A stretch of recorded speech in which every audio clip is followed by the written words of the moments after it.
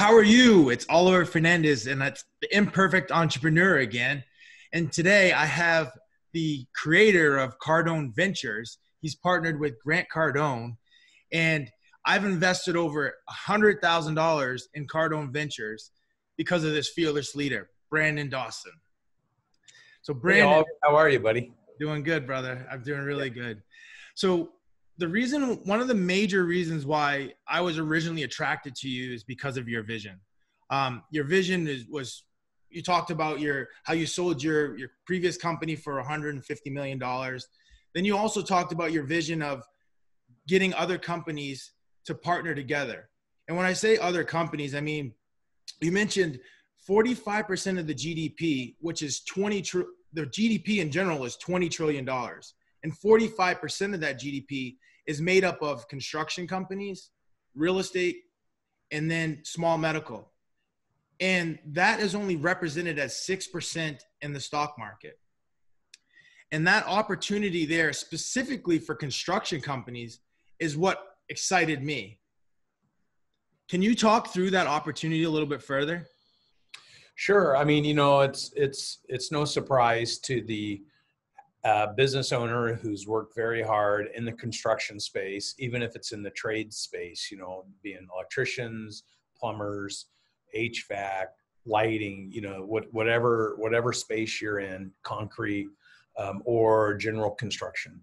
How hard it is to keep the businesses moving with all the different projects, keeping the momentum going, how many different people are involved. That whole ecosystem, when you put it all together, along with the same for small healthcare provision and all the different aspects of real estate. Because just like in construction, when you say I'm in real estate, that could mean a lot of different things. Just like, oh, I'm in healthcare. Well, that can mean a lot of different things. But when you look at the average business, only the super, super large ones are represented on the stock market, which means most of the entrepreneurs are building their businesses, working their butts off, taking all the risk. And then when they go to sell, they're only actualizing a fraction of what the multiple is if you're a big public conglomerate. So, if you put together 100 businesses that are all doing, $10 million, you have $1 billion. What is that? 100? You get $1 billion. Well, if they're trading on the stock market at $1 billion of value, they could be trading between 16 to 25 times. That same business at 10 million is worth 3.5 times. So there just isn't the liquidity and the valuation for small businesses. And I want to change that. Yeah, no, I love that because I'm seeing a lot of construction owners now that don't even know how to even exit. They're planning on just shutting down the doors or selling for a 1x multiple. Whereas the vision that you have and the vision that you've set is getting construction companies to come together, and then you could sell even a portion of your company, still own the company, still have ownership in the company, sell a portion of your company at a 16, 20x multiple, get way more than what you would have gotten at a 1x multiple or just shutting the business down. Yeah. And, to give you an example, just taking dental, think of there's 120,000 dentists, and there's different kind of specialty dentists, cosmetic, you got general dentists, you got people that specialize in doing oral surgery. You got all these different kind of, when you say dentistry, there was a company that went out and just bought, 1,000 $1 million dental practices. That was their target. They didn't want the 3 million or the 5 million or the 8 million. They bought 1,000 $1 million dental practices around the country, and then sold it to Teachers Credit Union up in Canada for a $1 billion plus valuation.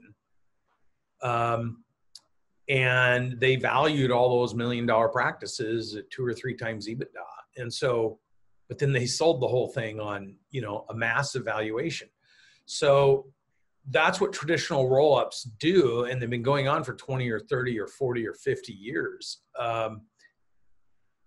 But it still isn't something the typical business person has access to, because there's no one serving them. Like, if a business wants to do that, if a business owner wants to do it and they have the skill set, they're going to go acquire a whole bunch of those small businesses so they get all that value. I want to reverse that. Usually the structure is they buy 80% of your business and they let you carry a 20%. And then when they transact at a high value, you get twice as much as what you originally sold your business for. And that was the methodology. I think that there's plenty of room to reverse that. Let you have, 70% of the overall value, and the person facilitating that takes 30% for putting it all together. And that's what my strategy is. Yeah, I love that. And you've done that, and you've executed that at Audigy. Before Audigy, that was my first business, and Audigy was the second iteration of that. Yeah, and that was impressive, like hearing the intricacies of that story. So that's like the big vision, and I love you for that vision, because I didn't think that way before meeting you. Like, that's why I paid you the 6 figures, to get that different thought, to get that different think. Because like what you say is what you think is what you do, and what you do becomes your legacy. I actually butchered that. It's what you think is what you say is what you do, and what you do becomes your legacy. But it's so it's getting a different thought in there, thinking in a higher frequency, and then obviously going out and taking action behind that. And that's, obviously I've firsthand seen watch you do it. I was at your first presentation with Grant Cardone, and yep. I've seen you implement one step after the next. And it's so inspiring for me to watch a true professional build it. Yeah. It's funny. So who you associate with is really important. And you chose to associate yourself with me and Grant. And then, the secret to success is my mentor, one of my most impactful mentors, Hector Lamarck, taught me 20 years ago. The secret, when I was struggling with my first company, consolidating and putting everything together, he said, people overcomplicate everything. He says, the secret to success is 3 things: model, mimic, and master somebody who's done or accomplished the thing you're trying to do. And if you just do that, instead of reinventing and spending all your time strategizing or talking about it, but if you just model, mimic, and master. So the only thing you have to do there is find your way into proximity of somebody who's done what you want to do. And that's what you did with me. We built a personal relationship. You've hired me for private coaching. You've paid for some of the programs I've offered. And you and I have become close personal friends who are now even working on things at the strategic level.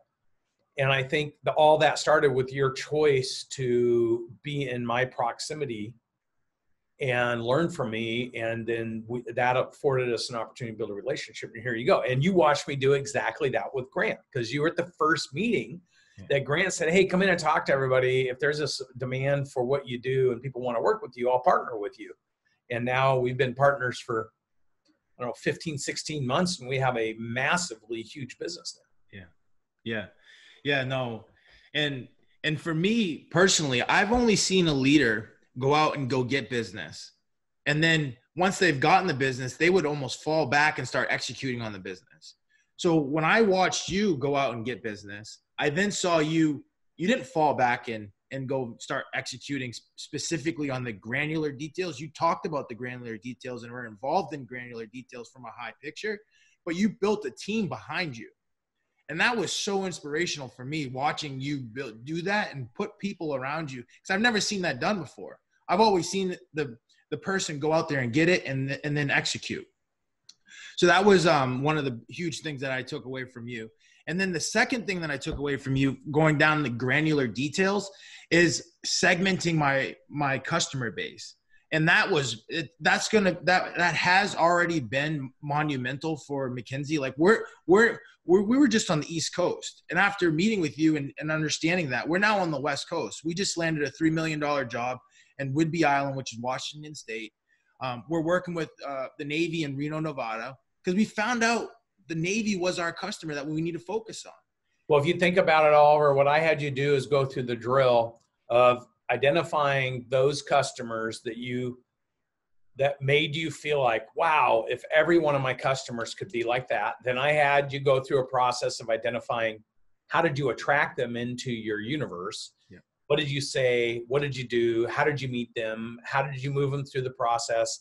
And then I had you identify the unique attributes that made them such a great client. And then I said to you, now go look for only people like this, because there is a natural law of circulation, which what goes around comes around. If you can intentionally create what is going around and coming around, because your messaging and the words you use and the process to find and attract those people is the same, you can really lean into that. And what that creates, law of circulation, if handled appropriate, creates law of attraction, which then you're starting to attract exactly what you want, which are the best clients who pay the best, who work with you the best, who have the right personalities. So you can literally build a business with people that you love working with, that are the best kind of clients, because you're intentionally mining those relationships using the verbiage and using the keywords that attract people from that part of the process. And this is how I built my businesses. Why, like, when you look at how many people I'm coaching and working with in 15, 18 months, it's I don't know, it's probably over 1,000 businesses and hundreds of business owners like yourself. But when you go to a meeting where I've got that group that I'm working closely with, all of a sudden, and I know we sent one of the new guys over we're working with, and you spent some time with them, all of a sudden you meet him, you're like, these people are like me. Yeah. Because that's the whole point. Yeah. No, it's honestly you sent two people my way. One guy was a construction company. He's doing 45 million and he's like 45 minutes away from me. I had a meeting in Virginia, Sterling, Virginia, and that meeting canceled, but we were in contact and I sent him a text. Hey, I'm stopping by in 5 minutes. He's like, come on in. And I sat down with him for an hour and we went. Well, he could be a huge client of yours. Exactly. Yeah. But that's how this works. Law of attraction, law of what goes around comes around. You're working with me. He's working with me. I'm coaching both of you. I'm like, you guys are both great dudes. You could complement each other. And so I'm magnetizing the two of you. Now I put you together, and the two of you together are going to bring more people to me. Right. 100%. And then I met the second guy, Robbie, down in Corpus Christi, Texas. And he's going to be one of my subcontractors on the job I went down there for.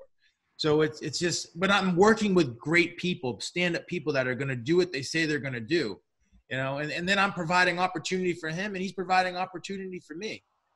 And all of a sudden you wake up one day and you're like, when that's when the universe starts working for you, right? It starts amplifying. Hey, Amanda, your battery only is 50%. You might want to get a charger. That's when all of a sudden everything starts amplifying. And then you wake up in a year and your business is growing huge. You're working with people you love working with. Your life seems easy. And that's intentional manifestation through visualization and actualization. The visualization is identifying, seeing what you want that future picture to look like, being really clear. You can smell it. You can taste it. You see yourself having conversations. Then when you open your eyes, you write down what you're talking about. And then you identify who are the perfect clients, and you write down what made them perfect. And then you write down what you talked to them about. You write down where you found them at. You wrote down the unique attributes of them. And then all of a sudden you paint this really clear picture of, this is the kind of client I want. This is the kind of, and now what you're realizing is people that are your clients are also becoming your partners. And pretty soon they'll be clients. They'll be revenue partners. They'll be all sorts of friends, just like you and I are, you and Leah and I mean, you had our first Cardone baby, right? Cardone Ventures baby. So we're all one big happy family, 15 months later, because most importantly, we're friends. Secondly, we are building businesses together. And thirdly, we have each other's back.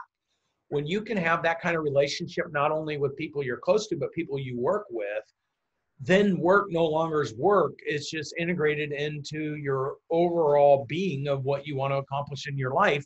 And then you start investing in Cardone Capital with Grant and I, And next thing you know, you're making money with passive money, you're making money with active money, you're having fun with friends, you're going places with friends and family, and it becomes your universe. And then people tell you 10 years later, when you're unbelievably successful and wealthy, they say, man, Oliver, you're just so lucky.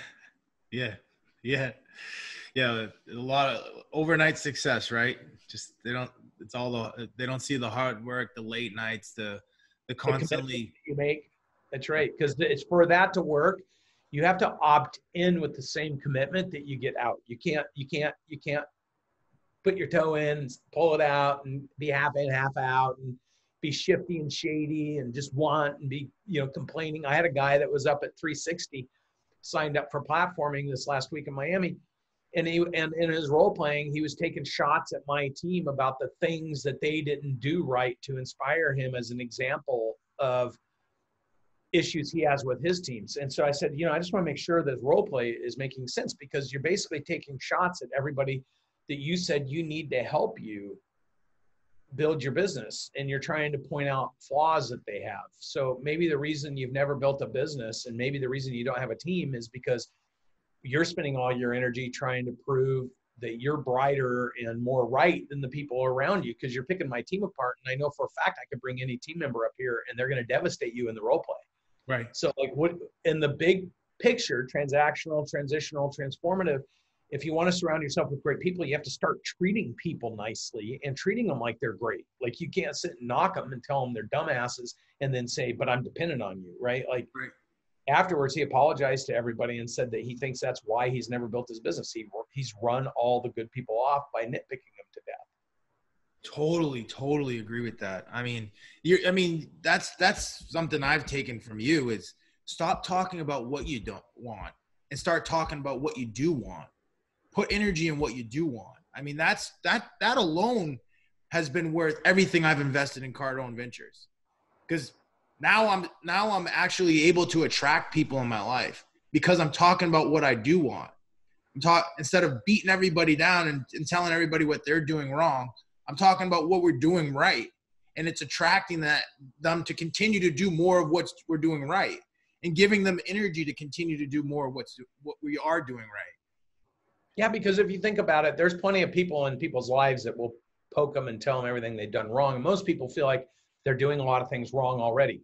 Well, you attract into you what you spend your time focusing on. So the more you focus on what you're doing wrong, and the more you're reminding people of what they're doing wrong, the more wrong they're going to do, because what you think is what you say is what you do becomes your legacy. So that's how you started this show. And what I would say to people is the art in scaling, personally, professionally, financially, is identifying those unique characteristics, those unique attributes that you can propel people to, so that they'll bring you with them, because you can only do so much by yourself. So if you spend all your time being right, proving everybody else wrong, you'll be trapped with the same statistics that the whole marketplace is trapped with. So look at the stats. 31.5 million businesses, 25 million of those businesses have one employee, which is the founder.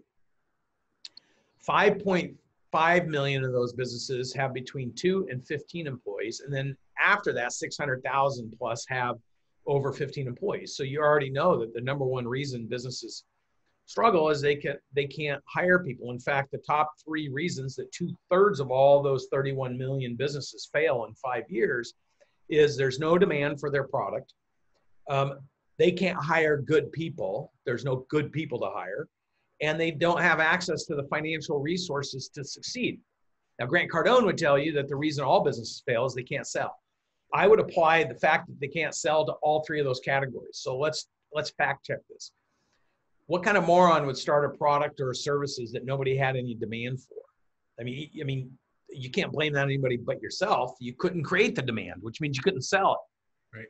Secondly, you can't attract people into your life to sell stuff and to help you if you can't do it yourself. There's no inspiration there. You're not selling people on the concept or the idea and having them get behind you and sell others. And then thirdly, what bank or investor or financial institution would loan money who couldn't sell their own value proposition, couldn't get anybody to join them and work with them because they couldn't sell them on the concept and on the opportunity. And then thirdly, no one's going to give them capital. But yet when they fail, they blame those 3 reasons for doing the very thing that you took responsibility for, which is you got to develop yourself so you can learn to develop others. Otherwise, you got no shot.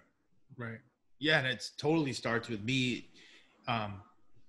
When it comes to the company, I have to take ownership. I have to be the leader and start implementing the steps that you're talking about. And totally agree with that. And I have. I mean, and honestly, it's transformational. I had an employee start crying to me yesterday on the phone because I was asking her about her personal goals. She's never had a company ever talk to her about her personal goals. And how, and that it really means a lot to her because she's constantly thinking about her personal goals as well.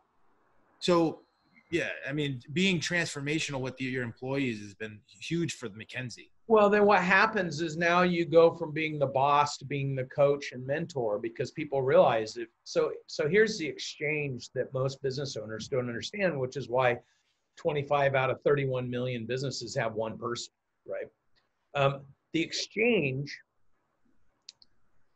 if you have a vision of doing something big, that vision has to be exchanged. You can't do anything big by yourself. That's just a fact. So you have to exchange that vision with and for somebody that you need to get their help to do it. You need to exchange your vision for something that's important to them. Now, a lot of business owners that are what I call novice business owners believe that because they're paying a paycheck, people should just do the job. And that's what amateurs think, right? But what happens when you have this great concept and you want to pursue it, the exchange is your vision of that big thing fit into the lives of the people you need to help you go get it. And the passion they have is not going to be for the thing you're excited about. The passion they have has got to be something for them. If that was their passion, they don't need you. They would be hiring you instead of you hiring them. So the exchange is helping people identify, because no one sits down with people and teaches them to plan and identify their goals, let alone stretch and reach for their goals. Well, the more people you can get into your ecosystem that are working with you towards this big vision, that you're showing them, here's how you achieve your goals by helping me get to this big vision. So you're teaching them and helping them accelerate their goals, learning how to identify them, learning how to pursue them, learning how to stretch to them, doing the things necessary, fighting all day long for their goals. Well, in the total accumulation of all those people fighting for their goals and winning, if you construct your business strategy correctly, the only way they're winning is if they're pulling your business opportunity into the reality, because it is the fuel source for funding everything and for making it all happen. So if you're smart about it, you understand the bigger your vision, it will never be attained if you can't exchange that for a whole bunch of people that are going to go out and crush it and take the hill with you when it's tough, because it is guaranteed to be tough. And if you go back and apply those numbers, 25 million people never focus on it, never master it. 5 million kind of do it. They can get 2 to 15 people and then it peters out because it's not in their, it's not part of their culture. And then the ones that figure it out are the 600,000. And so if you know that, then going into anything, knowing that the number one skill you have to have is connecting and developing other people to help you through model, mimic, master. And if you understand those concepts, you can build anything big. Can we walk through that conversation with an employee based off of their personal goals, their list, right? They have on their list that they want to learn how to do shortboarding. Like, so then I then would give her the assignment to go out and see how much a shortboard costs, and go out and find out how much it costs for shortboard lessons. How do I wrap that into us achieving our 1-year goal? Yeah, so this is a great question. So if that's really important to her, because here's the thing, most business owners will tell me, well, why do I care about those personal goals? That's not my business. And that's such a short-sighted perspective, because if you want your people to stretch for you, you need to teach them how to do proper planning, because most people have never been taught how to set a target, get the data to get to target, and then put action in place. If you teach them to do it for themselves, they'll learn to do it for you. So why do? You do it because you're trying to grow people. Right. It's in the growing people that the people grow your business. Your people can't grow your business if they don't learn to grow themselves. So the way you do it is you say, hey, listen, how much is that board? And how much are those lessons? And what is your plan? Write it out. Get it so clear. Why would I have them do that and present it to me? Because I'm teaching them to do it with that so that then I can then apply with context. Here's the job I need you to do and follow the same process so they understand how to impact your business. You're teaching them skills. Yeah. Then what I would do is I'd say that same process that you just did for shortboarding, I'm going to do professionally with you on how you're going to grow into your position here. We're going to do the exact same planning process. We're going to get as thorough as possible. Here's the exchange. If you do these things for me and start having these successes in the training to get spooled up on impacting your job, and you do that and get to this result, I will put up the money to do the shortboard class and program and everything else so that you win personally while we both win professionally. Yeah. Would you do that exchange with me, Oliver? Yes. Yes, 100%. That's how you grow your business, because you're learning people, you're teaching people, and they're learning the elements of setting targets, putting a plan in place, getting the thorough data, and then acting on it. And the easiest way to train somebody to do that is let them win with something that's incredibly important to them and be the facilitator of that, but make them apply what they're learning in the business aspect and then show them. It's when the business succeeds that it's the fuel. It's the stuff that allows this to happen. And when we can get this and this happening together, your career's winning, your personal life's winning, the business is winning. The more of those people you can get into your ecosystem, the bigger your business gets. Wow. Yeah, no, that makes total sense. And I've heard you say that before, and I've heard the videos, and but for some reason, it just totally clicked for me because I just had that situation happen with an employee. And I knew the next step was for her to go get the granular details of what it's going to cost and start breaking this thing down. But that just like really sunk in and clicked for me on that. Well, here's the thing. Once they do that, it's like you're kind of trapping them, right? Because once they do that and you go, great, now here's what I want you to do in the business. And if they go, but I don't understand, you say, well, how did we make your plan to get the shortboard? Like, you knew you wanted to get the shortboard. I need you to do 25 calls a day. You knew that it was going to cost this much. I need you to convert 8 of those into appointments. Right. You knew that you're going to have to go to this class for this long. I need you to study Cardo and you every morning, this much time. I need you to role play on this, and then we're going to role play for 10 minutes a day. I know that's uncomfortable, but imagine if you learn to do that and you find the success, the shortboard's going to happen like this. Now, all of a sudden, they're like, okay, now they're exchanging stuff that might be hard and uncomfortable because they really want something. And what you're teaching people, growing and scaling a business is all about growing and scaling humans that are aligned with the business so that they can grow your business. And that's how you don't trap yourself in being the person that has to be everything and be everywhere. And it also gives you transparency into how you people think and then how they act. And so let them show you that they're learning and developing in that area so that you can build confidence that they're going to apply that to your business, and then show them what you want the business to do as the fuel source for what they want to accomplish in their life. And you get those mechanics personally, professionally, and financially. You get all 3 of those mechanics tied together and you develop people, magic happens. Yeah. No, I love that. Which is why you've seen this with me, because it was just, when I met you, it was just me, Natalie, and Heather. Yeah. Today we're at 25 full-time personnel, of which you've interacted with many of them, and they're the brightest people that you'll meet. All good. And that number's going to 50 here in another 90 days. Yeah. All good people, all good, really good people. Now, Brandon, I appreciate all the value you've been giving us. I have one more question for you in reference to visualization. Do you have time for that? Sure. Okay.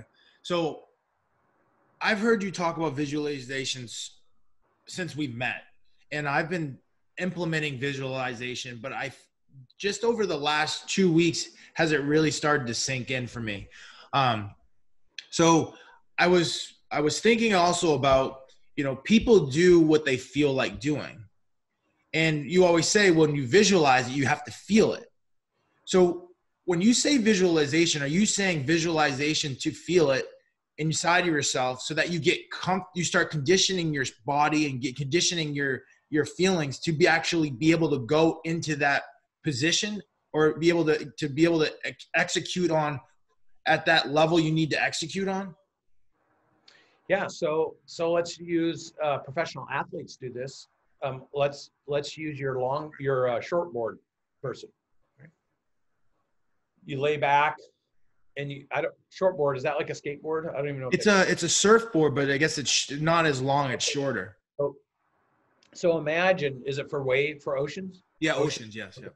So imagine if you're the shortboard, that you're that lady, and imagine you're in this relaxed state and you're almost like daydreaming on your shortboard, catching that beautiful wave, and you kind of can feel it. You can feel the water. It's misting around you. You're in the tube, whatever you're doing with this thing, you're doing your backflip. You're seeing it, but you're just so into it. It's almost like you're watching a TV show or a video of you doing it. And you're like, you know, in your present awareness that you're not there, you're here, but you're just so into that it feels so real. The more you can do that with the things that you want to accomplish, you, Oliver, sitting there in a room with a target that fits the perfect profile, the client that you love working with, having that conversation of what things you talk to them about, and you're talking to them and they're talking to you, and you're both laughing, and they're expressing to you that they've struggled working with other vendors to do this for them and building trust, and you're expressing to them you fully understand that. This is where Cardone U training, you're not arguing with the client, you're absorbing it. You know, I fully understand and get that. In fact, a lot of my clients have always said that's the number one most important thing to them. What would those things look like to you? What confidence meter things would you have to see in order to know you were working with the perfect person? You're just visualizing this conversation though it's happening.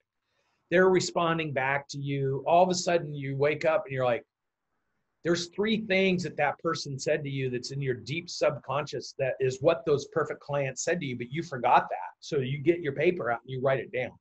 Because those 3 things that were really important to them that you agreed, I'll make sure I do that, might be the 3 message points that you need to make in your marketing message to the target that you're going after, which is more people like that.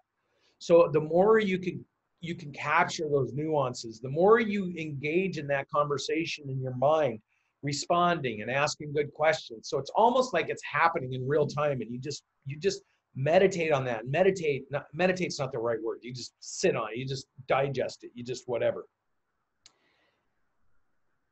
You're seeing it. It's in your mind. It's just like, you know, before the Navy SEALs or the 160th, before they go to combat, they train in simulators. Why do special forces and why do CAT operators train in simulators before they even get on the machines? So that the muscle memory is there and it cuts down on the learning curve. Well, this is why you need to visualize these things happening to you so that it feels like it's been done. So in that moment, it feels so natural, like you get an objection thrown at you and you kind of laugh, and as you're visually, you're like, you know, Oliver, that's a great question. It's one we get all the time. In fact, I'm so glad you asked. Instead of like, well, why? Why are you asking that question? Like, you programming yourself to be the right way at all times, feeling and hearing that success. Then when the pressure gets put on, you're in that moment. You're in a natural state. It's okay. Like, I do this with negotiations and stuff because I have to be prepared in advance, because you only have a moment of opportunity to succeed. And if you screw it up, you got to wait till the next opportunity. Right. So can we dig deeper on that? So when you do get yourself into that feeling, right? If you haven't conditioned yourself in that feeling, does it almost like push you away from it? Like there's so much resistance inside that you just get pushed away from it, or you. Yeah. You mean if you're ill prepared? Right. Exactly. If you don't condition this, if you don't visualize and you don't do that stuff, right. And then you get put in the moment, right. And you have that moment, there's so much resistance, because that's happened for me. I just, and I'm starting to like think back, oh wow, that's where that resistance was coming from, because I didn't condition me being comfortable in that situation. Yeah, your mind usually is engaging in a reactive mind state, which means your past self, all the things projected on you, all your negative experiences. It's just like when someone says, "Yeah, I'm going to go in and get a shot," and you're like, "Ooh, a shot! I hate needles." Like that thing. I used to be petrified of needles, and now I watch them. You know, I get my blood dumps routinely in checked, and I'll watch them now take that and just jam it right in there, and I'll just sit and look at it. And they're like, "Are you okay?" I'm like, "Yeah, I'm just watching it." You know, like I faced it head on. Whereas I used to avoid something as stupid as a flu shot because a little tiny needle, I was afraid to put it in my arm. Right? It's just so you get these blocks in your mind, and they block you from being able to receive and acknowledge and understand what's actually going on around you, which is what I talk about, context and contrast. Like you have to be weighing those things all the time. So to me, the more you can prepare yourself and be in a state where it's easy to receive, because everything's energy. So the more you can keep your vibrational energy in tune with what's happening around you, the calmer you are, the better questions you ask, the more secure you come across, the more confidence you exude. And it's all that where when you're engaging other people and they say, man, this guy obviously has got experience, he's got his act together, he's cool, he's easy to be around. I put it to him a couple times, he didn't react. He's like, oh, I get it, dude. I get why you'd get upset in that situation, and my job is to make sure that that never happens to you. You know, like that would be how you would respond instead of defensively, right? Yeah. So just the more you can condition yourself for that, visualize it, write it down, and then apply it, the more you realize you can actually create. And that's the gift we all have. We can be the co-creators and creators of our life if we choose to do that. Yeah. No, I totally agree with that. And I've been digging deep on that, and based off of what you have told me about visualization. So I'm really getting excited about it. Because I've done it in other areas of life, but I'm implementing it on a more consistent, intentional way. Look, it is the biggest gift you can pass to somebody. Hector asked me back in 2001 if I could articulate what I was doing. And I said, I don't know what you're talking about. I was unintentionally doing it because of my personality. Mm-hmm. He saw that I could create. And so he said, you know, when you actually learn how to do that. And so at first I thought this is voodoo weird crap. And then I started doing it and realizing it. I can do this. So then I decided to start my last business. I used $500,000 of my own money. Everyone said I'd never be able to do what I was trying to do. I went to the SEC to be able to create my own equity structure. They told me no 7 times in a row. And then on the 8th, they said, okay. I just kept pushing, and then I launched the business. Everyone said it wouldn't work. I built it and generated $50 million of profit, never borrowed a dime, never raised a penny, never needed any capital, never had a non-profitable month, never had a non-profitable quarter. And then I built it up. And then one day I said, we've solved all these problems. These big companies are going to need this. I'll sell it for $200 million. Everyone said I'm crazy. I'm a $35 million business. I only make $2 million. No one would ever pay that. I said, yes, they would if they understand the value. Price is always an issue in the absence of value. I just need to express the value. I told my bankers, put me in front of them. I ended up with 8 bidders and sold the business for $150 million. So I was under target a little bit. But it was 77 times EBITDA. And all along the way, everyone said it can never happen and never get done. And then I did it. Why? Because that's the decision I made, and I visualized it. I saw it. I predicted those conversations for 10, 12 years in advance. I was actually positioning the organization 10 years before I even put it for sale, telling people one day when I build it to being worth 200 million, I've been talking about that number since 2006. So when I got to 2016, they're like, how much are you going to sell your business for? I said, 200 million. And they're like, dude, we told you in 2006, it wasn't going to be worth 200 million. Okay, well, that's what I'll sell it for. If somebody's willing to pay 200 million, and then the bids were getting pushed up to, between 140 and 180 million, depending on structure. And I got close to the 200 million because that was my target. And that's what attracted to you. So I really appreciate you, Brandon. You're always pouring into me, and I'm constantly trying to figure out a way to reciprocate that value you've given me. So I look forward to doing. Bud, we're going to do some remarkable things together. There's no question, because we're harmonizing, and I think that's the most important. We're in tune together.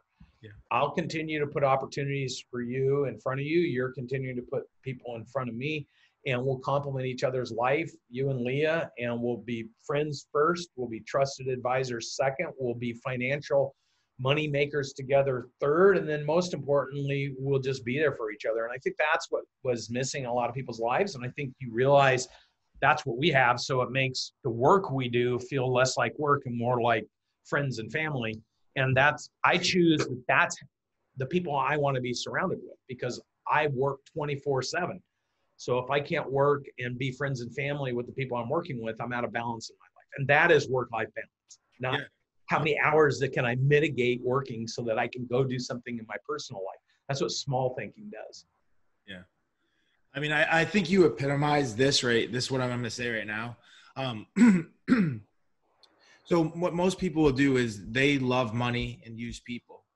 And from day one, you've always loved me and used the money to like grow the business and to take care of me. Like every time I've gone to any of your events, you've always gone over and above. And it's so awesome to be around someone that's just so thoughtful. Well, Oliver, money follows success. I've rarely seen success follow money. Like, just because you have money, I know a lot of people that have a lot of money, and I don't want to spend any personal time around. Mm-hmm. And I've seen people throw money at things that didn't work. Mm-hmm. So money will always follow success. So if all we have to do is focus on the success equation, and the money will follow, it's a byproduct of it.